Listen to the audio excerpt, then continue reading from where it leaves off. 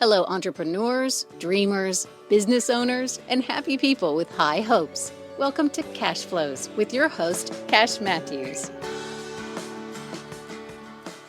All right. Good morning, Kenneth. How are you, friend? So far, so good. You having a good day? Oh, yeah, for sure. Here we are in the podcast room again. Once again. What kind of person thought of putting three grown men in a 4x4 room? Well, I mean, it's maybe closer to 4x6, but still. Well, okay, whatever. It's good, though. I like it. It's got good sound dampening and everything. It's a well-built podcast room. Very cool. Well, we're here today. My name is Cash Matthews. Our podcast is called Cashflows. One word, Cashflows, which is also, it's a math thing. But it's also me talking a little bit too much. And in honor of my mother who asked me why I talk so much, we present Cashflows. And our topics are various degrees of making life better, life advice, business, personal, spiritual if you need it. But the bigger questions of life, Kenneth, I think that we both questioned growing up, which ketchup on a hot dog. Yeah. You know, can you eat pizza with a knife and a fork? Sometimes. That one's kind of bugging me a little bit. And could you ever imagine a world with no hypothetical situations? I can't. I can't either. So that's where we come from. So you'll hear more dad jokes here than you will business ideas, but they're all worthy and valuable. And we're glad that you've decided to share a few minutes of your life today here on Cashflows. So I'm here with my co-conspirator in this idea, Mr. Kenneth B.O.N.G. Kenneth, what's a nice guy like you? Wait, hang on. Roll that back, Willy Wonka. What's a guy like you doing in a nice place like this? I'm actually trying to set the world record for the most awkward silences. Yeah, I think you've come to the right place. Okay, very well. Well, thank you for that. Our goal here at Cashflows, if you see the sign behind us, we like to talk in a mode of fire, aim, ready. We think you'll go far with fire, aim, ready. And so many people in life, in business and in life, get so locked up, tied down with the thought process of execution. And we like to talk about doing things. One of my favorite books, I think yours as well, is Think and Grow Rich. Paul, probably one of your books that you've read as well. But I'm a big believer in do and grow rich. I think all the great things that happen come from doing. I think a lot of those things start with thinking. And one of the things I've learned in my career before we introduce Paul here is how things come to life. First, we have a thought. And then, that's a pretty good thought. Mm-hmm. And then maybe we have an emotion that we attach to that shot or that thought. And then we take action and then we get results. And we're coming upon New Year's and a lot of people are going to be going, this is my year, this 2024, that's going to happen. And I think there's a process, though, to success that some may be missing. I don't know if we can just name it, claim it, like, hey, Lord, would you manifest this sandwich into my belly? I think there's a little chewing to do. Mm-hmm. And so what we're doing at Cashflows is we're inviting successful entrepreneurs in the community to share with us, number one, who they are. We want to get to know them as people. We think that the easiest way to build business and build relationships is one-to-one, one friend to another, make friends, and the business will follow. And so we're here today with our friend Paul Seikel. Is it pronounced Seikel? It's Seikel, yes. I want to say it correctly. And we met Paul through this thing called the Business Owners Networking Group, the B.O.N.G, and a bunch of adults created an event called the B.O.N.G. The primary adult who thought of it has never seen a B.O.N.G until just a few months ago from a B.O.N.G member. I'm leaving his name out, but that was a shocking evening for me. But so Paul, let's talk about the B.O.N.G for a second and your involvement. You were one of the early adopters. You were one of the first 1,000. According to our records, and now that we're up going on 6,000, what have you seen happening in the B.O.N.G? What's your take on it? My take on the B.O.N.G. It is it's great because it's just an opportunity to meet other people. I feel like I get more. I have developed a few relationships. I'm really busy with all I'm doing right now, so I can't attend a lot of B.O.N.G events, but when I have, I've developed a lot of relationships. I joined thinking that I was going to go get a lot of business from it, but I've more gotten developed relationships that I can call on people and say, hey, throw ideas by them about how I'm running my business or services that I didn't know existed. Right, very cool. And so I mean, I suppose I've probably gotten a little bit of business, but right now, as a entrepreneur, just less than 2 years into my business, that's really valuable to have people that I can go to and call and say, hey, what do you think about this, or do you have any solutions for that? Cool. One of the things we meant to tell you, we didn't tell you before you got here, but you're one of the top 15 promoters of others. We try to Oh, go in and count, hey, and I know you've got electricians and plumbers and people all right. over the area that you've been very kind to refer. And I think one of the unique things about the Bond Group, it's not just about getting business from, but it's giving business Oh, yeah. to. And you've been one of the people that have been very kind to your business world when somebody needs a plumber or whatever photographer. You've been one of the first people on the job, and I know that you've created lots of revenue for Hmm. others, and that's part of our interesting model. So thank you very much for that. Yeah, no problem. I mean, And I've always tried to give more than I get. I think that's a good life philosophy here. I think if that's all we got from you, that'd be pretty good. But so let's start out with the basics and tell us about yourself and your family and how long you've been in Tulsa and the name of your business. Give us some of the basics. All right. So I grew up in Edmond, Oklahoma, and went to OU, got a mechanical engineering degree, came to Tulsa in 1998 to work for American Airlines um, as an engineer, and went from there. I worked for Spirit Aerosystems, Triumph Aerostructures, and then in 2020, I was transferred to Gulfstream Aerospace in Savannah, Georgia, but working from home.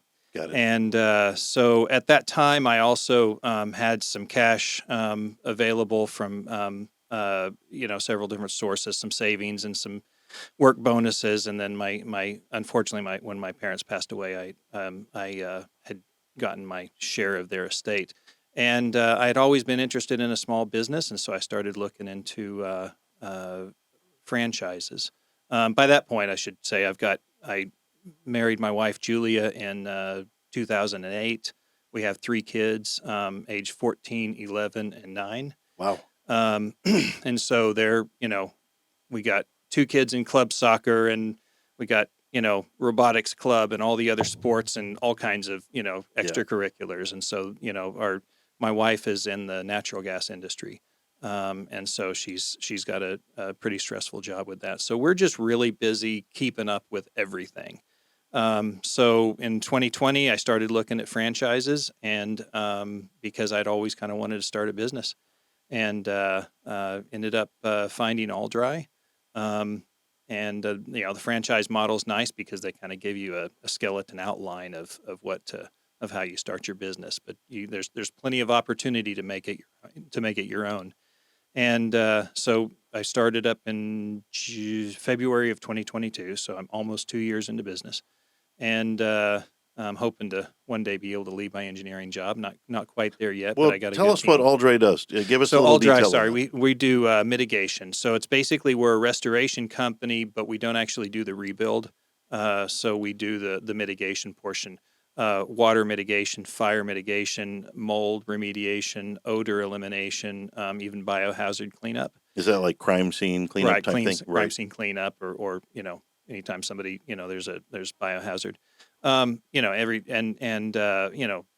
So we do the mitigation portion of it, and then that allows me also to refer out to some of our other Bong members for the rebuild, and so in Right. turn they can push jobs my way as well.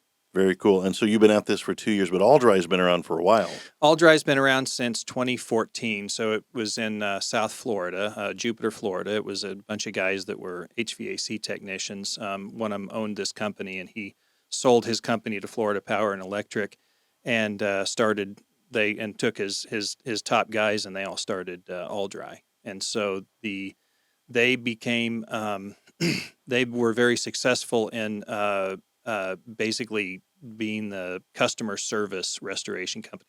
There's a lot of restoration companies that, if you call a restoration company, you're probably only going to call them once in 20 years. True story. And Yeah. so there's not a lot of incentive to go out and treat your customer really well. There's a lot of incentive to go in, make as much money on every job as you possibly can. And All Dry was all about taking care of the customer. Got it. When I went to Discovery Day there, they said, look, don't screw your customers. There's plenty of meat on this bone. Get that 5-star review, because your customers know, even though they're probably not going to use you again, they might. But even though they probably won't, they were going to know somebody who does. And the next person they know that has a water loss, they're going to say, hey, call All Dry. They really took care of us. Does living here in Tulsa present a better opportunity with all the seemingly bad weather and roof loss and all the things that we at least There's think we go bad through? weather everywhere. Yeah. There are 14,000 broken pipes every day across the United States. Wow. And Did you know that? I did not know that. Wow.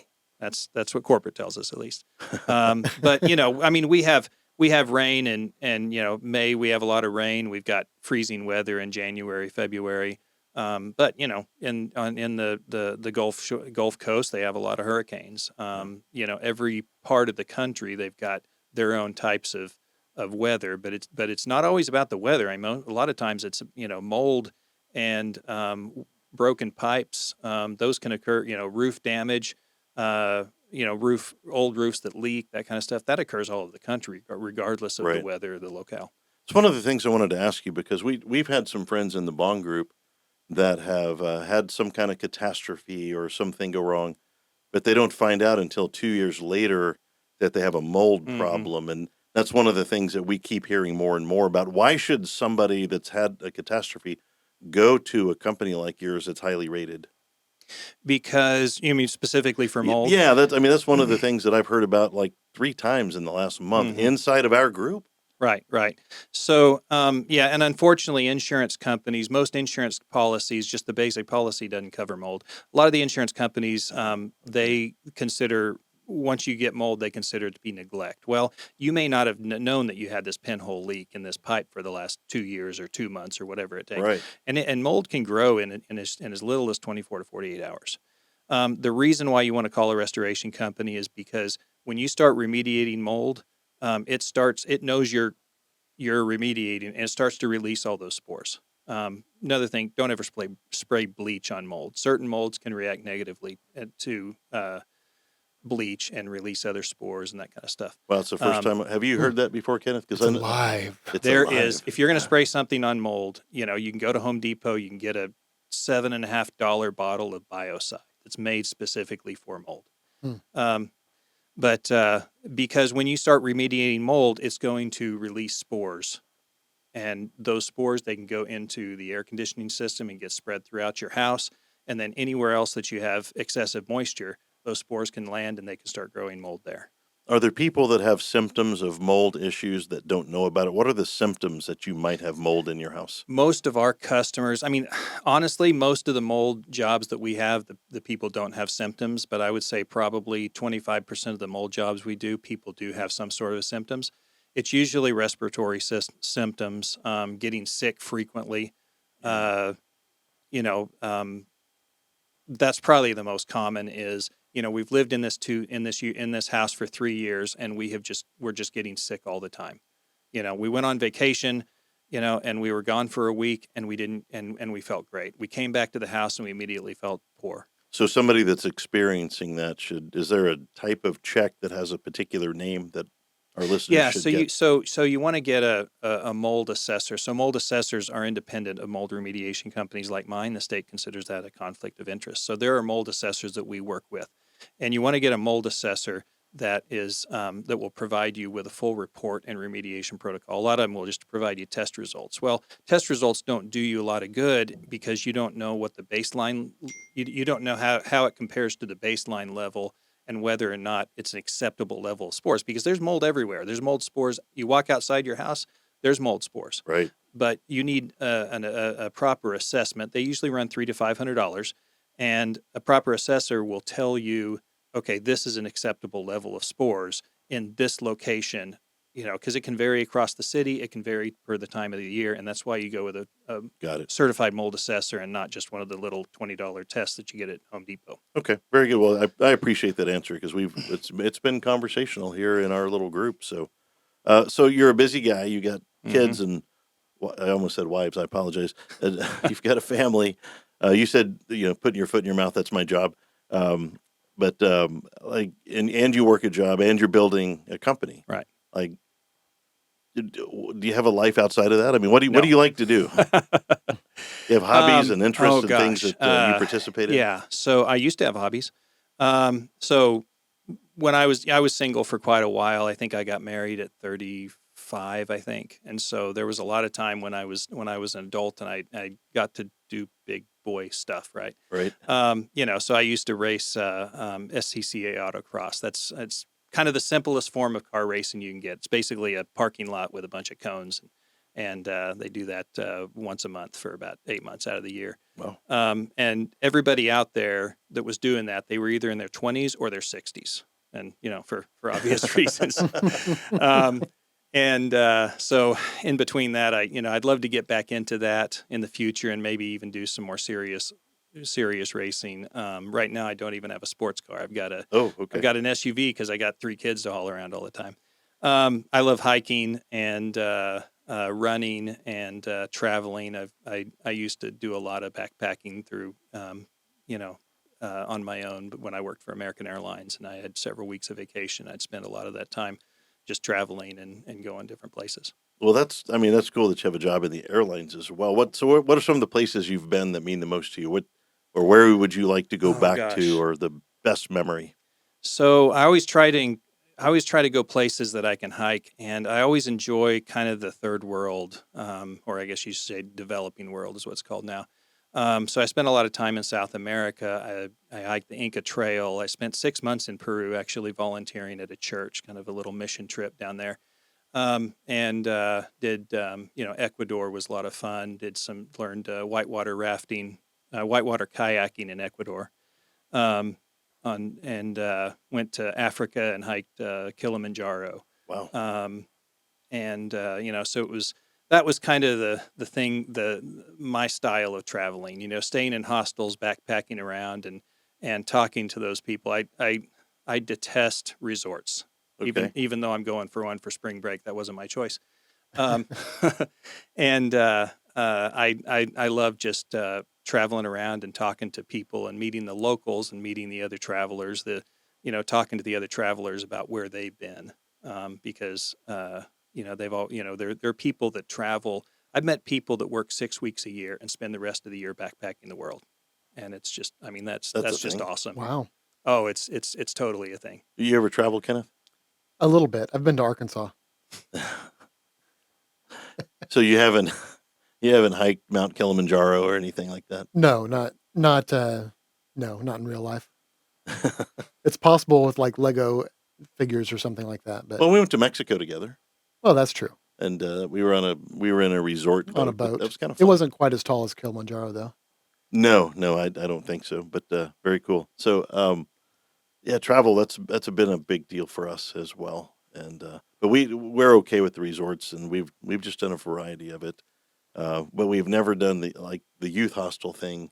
Sounds interesting to It's me, it's and it's it's backpacking sounds interesting it's to me. incredible. It's really a different kind of travel, and it's really exciting. And it's pretty safe. If you do your research and kind of have an idea where to go. But it makes you feel like you're doing something dangerous sometimes. What do you hike here? Like I know a lot of the Bong members go to Turkey Mountain once a week. Yeah, Turkey Mountain. My favorite place, and I only get out there about once a year, is down at the in the Wichita Mountains north of Lawton.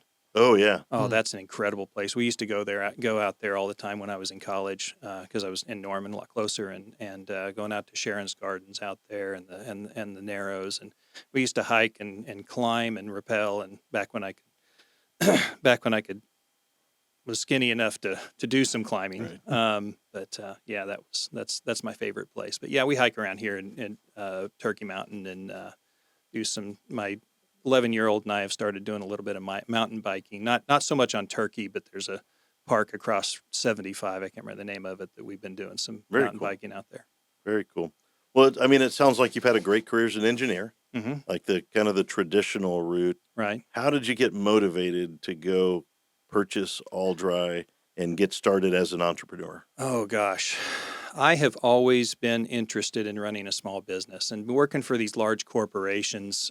It's a great learning experience, because the nice thing about working for large corporations is that a lot of the people that work there are just some really smart people that work there, and a lot of people that I've admired and everything. But I've always wanted to kind of run a small company. I've always thought that would be fun, And so I was, I was pushing 50 a couple years ago, and I had some money, these savings and stuff, and I decided that I wanted to do something interesting where I could learn a lot of new skills, and I learned by doing.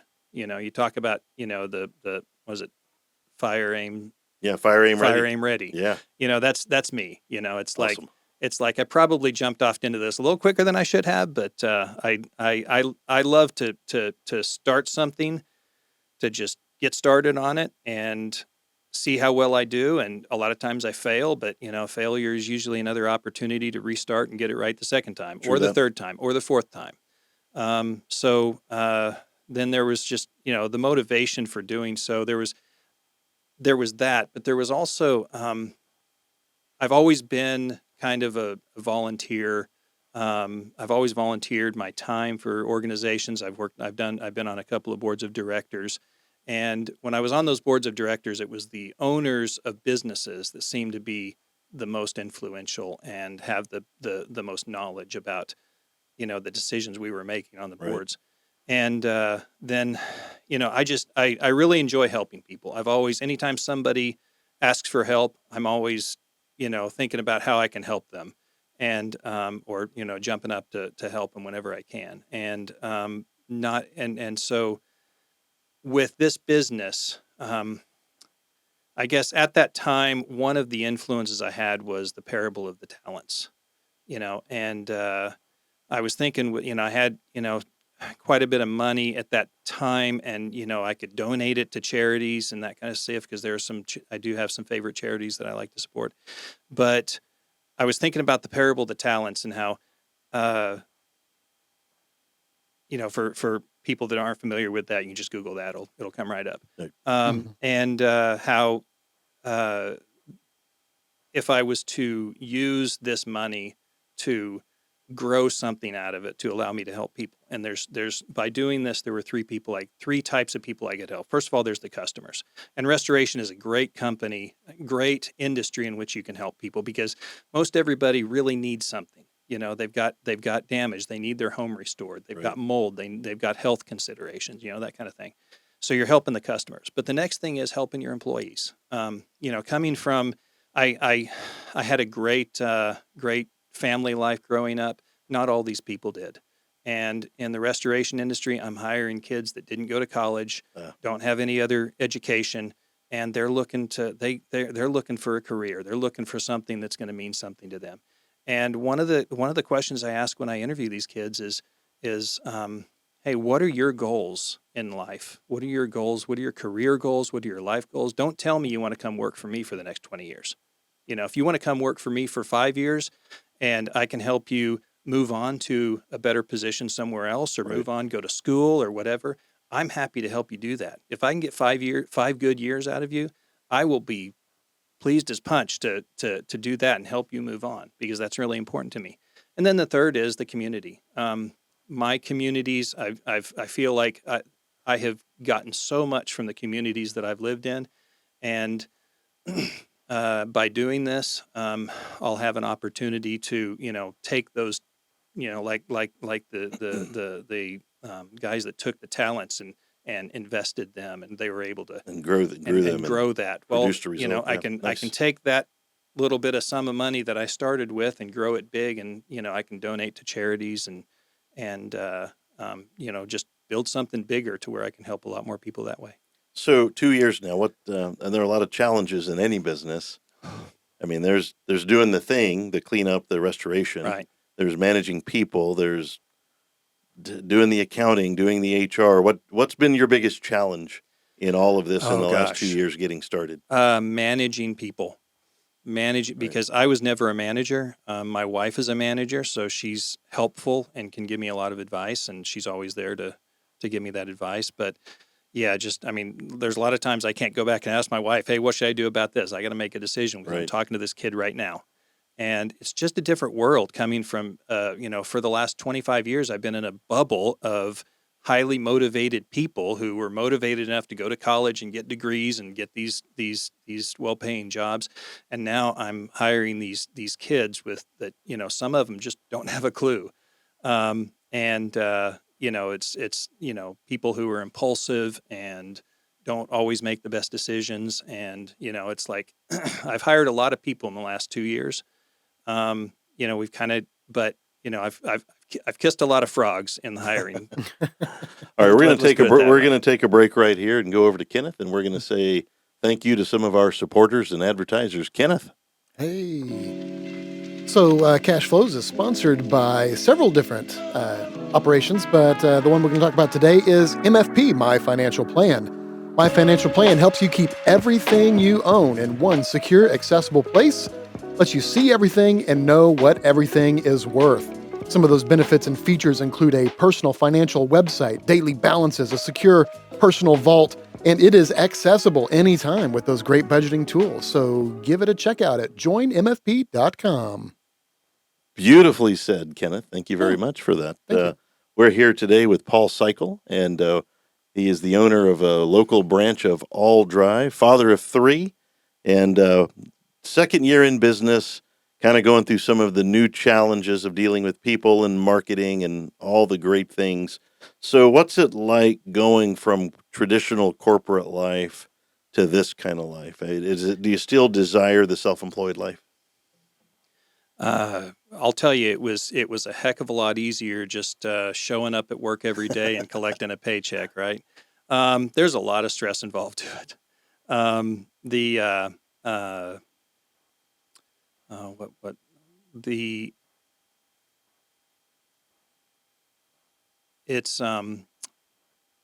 feel much more of a sense of ownership. And so it's kind of a trade-off where there's a lot more stress, but a lot more ownership. And, we only have one life. We're only here for 80 so years. And, the more you put into it, the more you're going to get out of it. And so it was kind of, jumping off the high dive into this well, I'll tell you one perspective that I have grown with is, so I came from a fairly conservative background, fairly conservative home. And as I went to college and I got out on my own, I kind of was exposed to a lot of more liberal ideas. And I wouldn't say I ever became a liberal, but there's a lot of, you hear from in our culture, there's a lot of, well, businesses should do this and businesses should do that, and Right. businesses need to be, more responsive to their employees, and business should a lot of that stuff. And so, and I thought a lot of those things, and boy, if I was running a business, this is how I would do it. Well, now I'm running a business, Right. and it's hard and it's stressful. And when you have invested a lot of your time and money and into a business, it's now I realize a lot of the people that are talking about that are saying, here's what businesses should be doing. A lot of them haven't invested that. Yeah, they've never owned a business. They've never or owned a fought business. the fight, They've never been, hundreds of thousands of dollars in debt and Right. not being and trying to figure out how to make that payroll. Yeah, that's a keen perspective right there, because most people haven't been in business. In fact, about 85% of the population isn't never owned a business. Right. And for you to be in this interesting transition phase, I mean, from my angle as a guy who's been an entrepreneur, it's kind of cool to watch. One of my favorite movies is The Matrix, Mhm. and that's a movie about waking up and like seeing what's really Mhm. going on. And I mean, it sounds like you've had a Matrix moment. Yeah, to some extent. And, there's, I'm not saying that it's pushed me back into a, conservative, Right. standpoint, but it's really kind of made me, manipulated how I think about things going forward. Cool. Very cool. All right. Well, so you've had a lot of accomplishments in business, accomplishments coming, wonderful family. Tell our listeners something that Paul Seikel is proud of. This comes up every once in a while, and every time I think about what I'm proud of, I think about the people that have helped me get to where I am today. And so I kind of have an issue with the whole concept of pride in general, because we're all standing on the shoulders of giants, whether those giants were our parents or our college professors or our teachers growing up or whoever they are. Right. They were all giants. And when I think about what I'm proud about, I think about, well, I would not have an opportunity to be proud about this stuff if it hadn't been for all those people in my life that came before me. Good thinking right there. So is there a person whose shoulders you've stood upon that stands out to you? Gosh, I mean, my parents were fantastic parents. They stayed together through thick and thin. They taught me how to be a good person. They taught me how to give back. They and just they set fantastic examples. So I'd say both my parents. When I look at, you know, a lot of times when people think about who they admire, they admire famous people or famous people from Right. history or something like that. When you start learning about those people, all those people have major flaws. And yeah, they have tough Um, lives, you know, and we I don't get mean, to see the real people. right. But I mean, you think about Ben Franklin was not a very good family man, and you know uh, uh, Ford was was anti-Semitic or whatever. It's like they've all got these major flaws. Right. And when I look and so what really comes down to is who's the person that I want to be most like, and I look at my brother. Okay. My brother is he was with retired at 53 years old as a director of Accenture Consulting, and just he's a fantastic person, and now he volunteers for the Chicago Food Bank, and he's running this business for a friend, and despite all that, despite being probably as busy as I am, although his kids are grown, um, when you talk to him, he gives you his full attention, and that's what's amazing to me. It's like, I want to be one of those people that when people talk to me, that I'm giving them my full attention. I haven't been able to accomplish that yet. That's yeah. My Kenneth, what you've had some influential people in your life. You have one? Hmm. I've had a few, I think, that were pretty influential to me. That in different ways. Um, I'm trying to think. For me right now, it's maybe even been some of the books that I've read that are ones that come to mind that are kind of the more influential at the moment. Things like um, you put me on the spot now. That book on memory. That one book, yeah, the book Yeah. on memory. No. So like The Power of Habit by Charles Duhigg, fantastic book. Oh yeah. The Power of Moments by Chip Heath and Dan Heath. Those kinds of things have really helped shape the way I approach different problems, especially in business and things like that. When it comes to people, obviously from a faith-based perspective, my pastor and youth pastor have been great influences, over time, and you know, parents always doing the best that they can with what they've got as well, and yeah. All right. Well, we're going to wrap up here with Paul Seikel, the owner of All Dry. What do you live in Owasso? I live in Tulsa, You South do live Tulsa. in the Tulsa area. I Yes. wasn't sure where you live, but your business works all over Tulsa, right? Right. We're all over eastern Oklahoma. Got it. And the best way for people to contact you is through Facebook or your website? Our website, www.myalldry, MYALLDRY. Yeah, we'll make sure we post that up yeah, inside, okay. and so that everybody knows knows a little right. bit about you. Let's wrap up with some advice. We like to get a nugget from all of our guests here on the show, and whether it's personal or business, or in your case, maybe both, Mm-hmm. we would love to have a golden nugget from Paul Seikel with All Dry. So, from a personal perspective, we grow up um, telling, they say honesty is the best policy, but everybody tells those little white lies. You grow up, grade school, middle school, high school, you just learn. That's just the culture. Oh, that's not going to hurt anything. And at some point, 20 or so years ago, I made a New Year's commitment that I was going to stop lying, and it took some, it changed how my conversations went. Not that I was much of a liar, but just the the fact that I was not even going to tell a white lie, something that I knew wouldn't hurt anybody, meant that I had to change my behavior. Right. And I had to, I knew that if I was going to do this thing and somebody ever asked me about it, I couldn't lie about it. And so from a personal perspective, I think that made me a better person. Yeah, live like somebody's watching. That's right. Yeah, that's right. great. And from a business perspective, something that I've learned is don't discount your services. I mean, you give people reasonable discounts, but when you're suffering through losses every month for the first X number of months of your business, which pretty much everybody does. Nobody starts off profitable, right? And you're just trying to get any revenue in, and you start discounting stuff, discounting your jobs. The people who ask for those deep discounts, the people who you're giving really, really great deals to, people value services, not just for what the service is, but what they pay for it. Right. And those people don't appreciate that. I mean, certainly, give your 10% discount when they ask for it or whatever, but